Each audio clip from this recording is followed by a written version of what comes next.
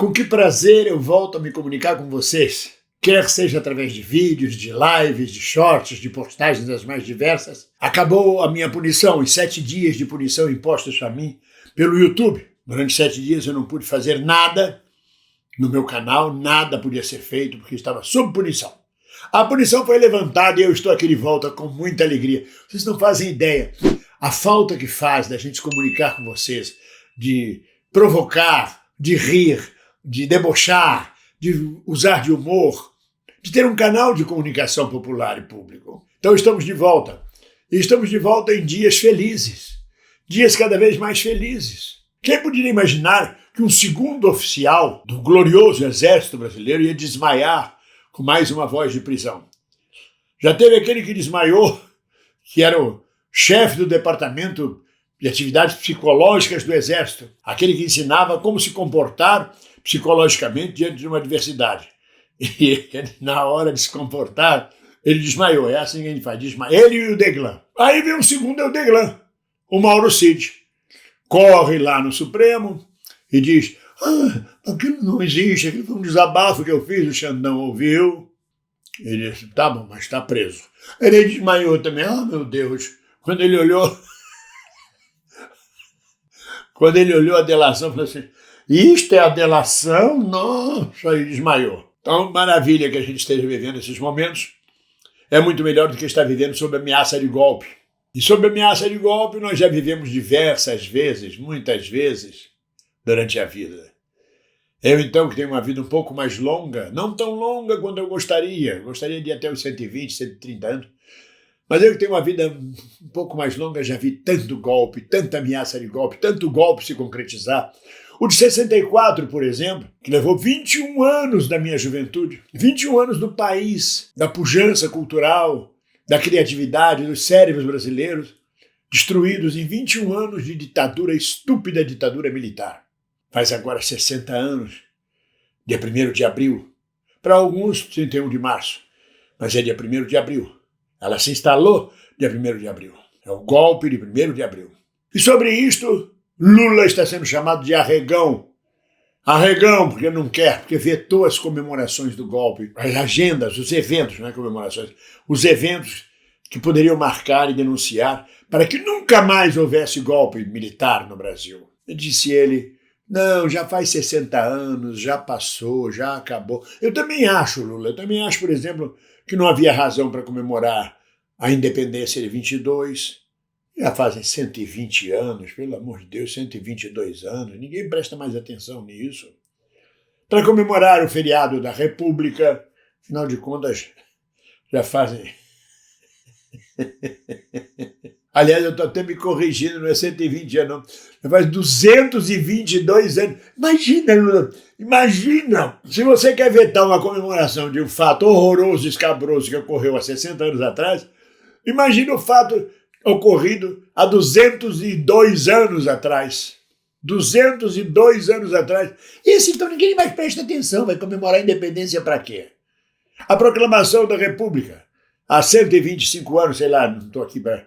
Há 135 anos. Isso, então, ninguém nem lembra, não tem ninguém vivo. Para que comemorar? Para que falar disso, não é verdade? A morte de Tiradentes já passou, foi esquartejado, pendurado, acabou, gente. Vocês vão ficar mexendo no cadáver do Tiradentes. A mesma coisa.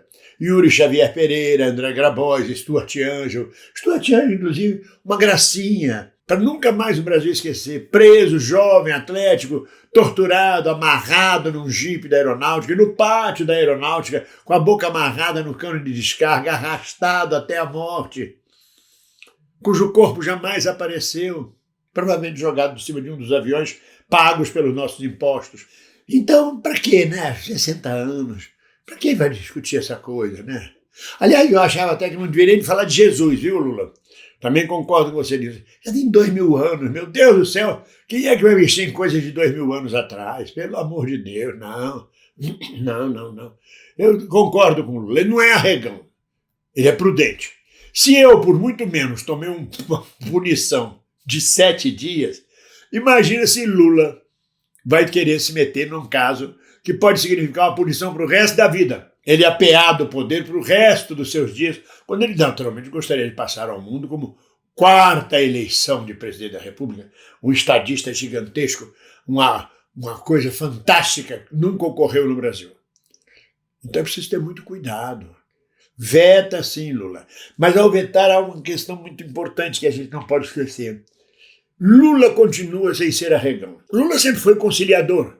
Lula sempre foi um líder sindical. Essa é a formação dele. Daí o caráter estadístico dele. É um estadista. Estadista porque ele assopra e morde, assopra e morde, assopra e morde, toma posições, mas nunca confrontou revolucionariamente ou frontalmente os poderes do sistema. Sempre conciliou, faz parte, é da estrutura dele, da essência dele. Graças a Deus é da essência desse homem. Senão teríamos jogado o Brasil em sangues e coisas terríveis. Mas ele é conciliador. Ele nunca foi revolucionário, nem sequer de esquerda. Ele luta dentro dos padrões da lei. E é dentro dos padrões da lei que ele se entrega à Polícia Federal, vai cumprir pena em Curitiba, segue tudo direitinho. É diferente do espírito de um Brizola, que se revoltaria, que fugiria da prisão, que iria para o exílio, queria denunciar, queria combater. Ele calmamente passou lá quase 600 dias na cadeia, lendo, conheceu a Janja, reconstruiu a vida, mostrou uma lição de vida para nós. E neste momento ele está vetado por parte do governo, o que é brilhante, porque a luta contra o golpismo, a luta contra a arbitrariedade, contra o estupro constitucional, deve partir sobretudo da sociedade civil.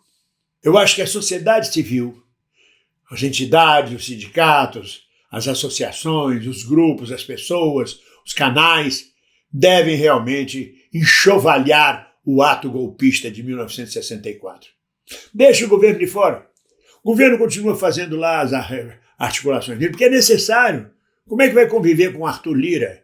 Como é que vai conviver com Rodrigo Pacheco? Ainda com Vilas Boas, que na cadeira de roda com aquela máscara, ainda mete o Lula na cadeia. Não dá, tem que conciliar, tem que ir devagar.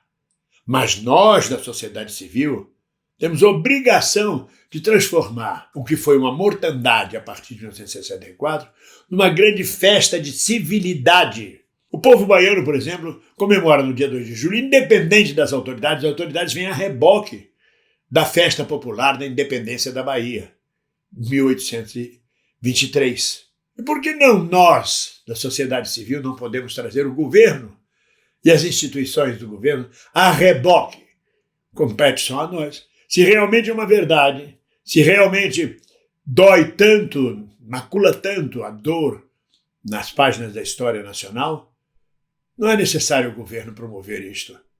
A sociedade civil é capaz de registrar, de combater, de denunciar, de não esquecer nunca os mortos, os assassinados, a tortura, mais do que isso, o vilipêndio da Constituição, a democracia arrastada, enxovalhada na lama, o Supremo amordaçado, a Câmara fechada, tudo que nos trouxeram de desgraça durante 21 anos. Então por que não? Por que não começarmos de hoje ou de ontem já a condenação do golpe militar de 64, 60 anos depois? As pessoas não morreram como no tempo de Tiradentes, não desapareceram como no tempo de Deodoro. Ainda estamos aqui vivos. Eu tive amigos jovens da minha juventude mortos, assassinados. Sou testemunha ocular da história. Por que não posso honrar a memória daqueles que foram brutalmente assassinados, torturados, incapacitados por uma ditadura estúpida e, mais uma vez, pela tutela dos militares? Lula, mais uma vez, está agindo sob a tutela dos militares. Não mexe, não faz marola.